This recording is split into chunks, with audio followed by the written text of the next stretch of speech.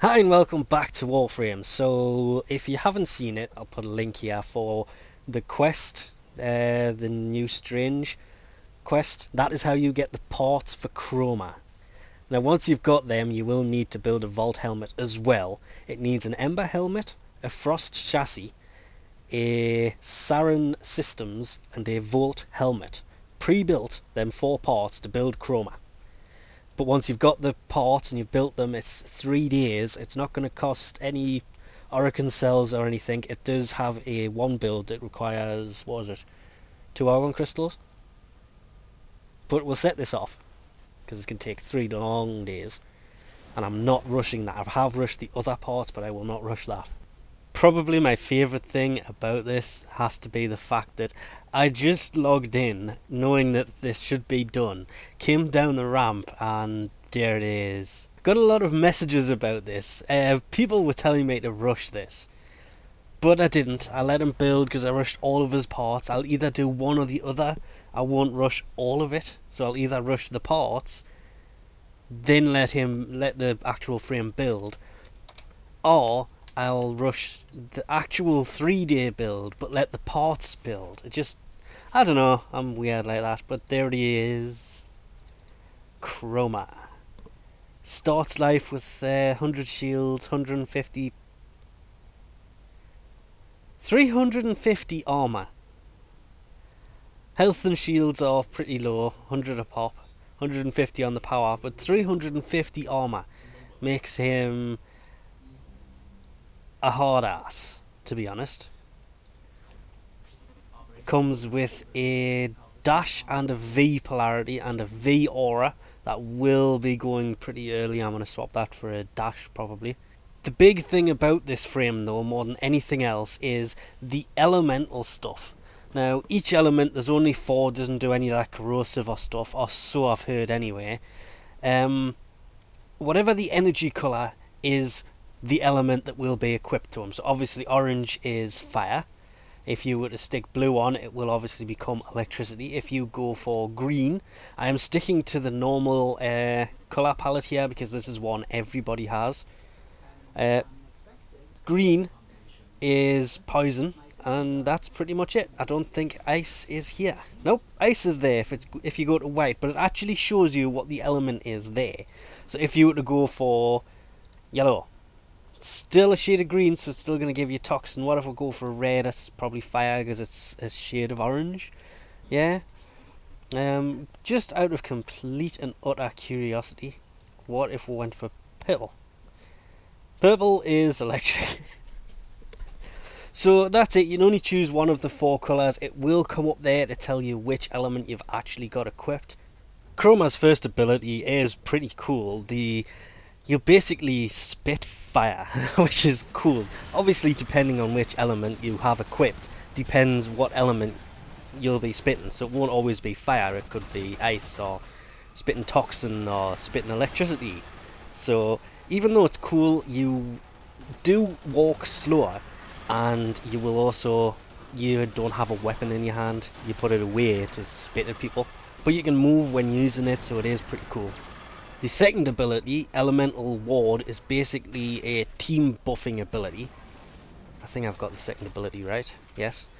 And basically, depending on what element you have, depends on which buff you'll give. Ice it gives additional armor, and it also puts like an ice shield around you that has a chance of deflecting incoming fire, and it'll bounce back and can inflict some damage on enemies. The fire one gives additional health, and it also gives an aura that will deal additional damage. The toxin one adds a I cannot remember what toxin does. Oh yes, toxin adds a stamina boost. I was getting it confused for a second there.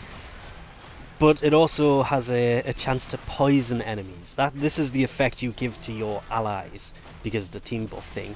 And electricity to me seems to be one of the better ones, because it provides additional shields, and the people who have this, your allies, they will be storing some of the damage taken, and they will discharge it when they shoot it at an enemy. So it gives them additional damage as well, depending on how much damage they've actually taken. The Vex Armor, the third ability, is a bit weird actually, because any shield damage taken is converted into armor, so the armor can go up. If you lose health, you will get a damage increase.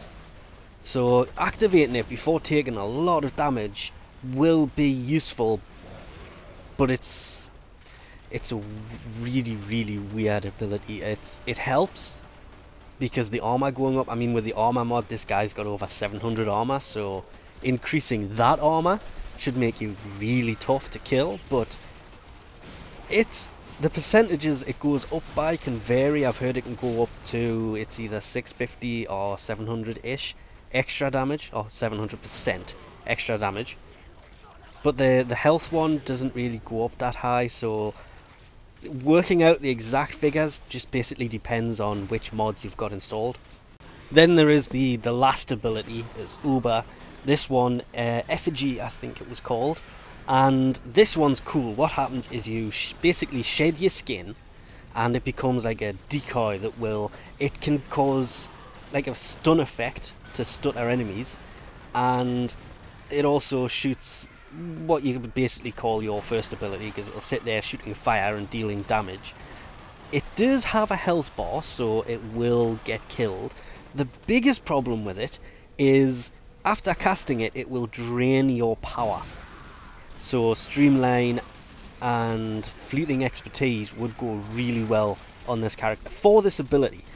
This ability and the first ability, that Fleeting Expertise would work well, but the second and third ability not so much, because the second and third ability rely heavily on duration rather than range or anything else. I think range only really affects the first two abilities, the team buff and the spitting fire. But also, while Vex Armor is cast, as well as looking really cool, you will get an increased run speed, but you will be sacrificing armor to do that. So if you get to a survival and you run out of oxygen, you can just cast it and you can run quicker, as well as leaving kind of a decoy for people to attack. The problem is when it comes back to you, you stop moving. That aside, he is still a really good frame. I mean, nearly 700 armor is a lot of armor.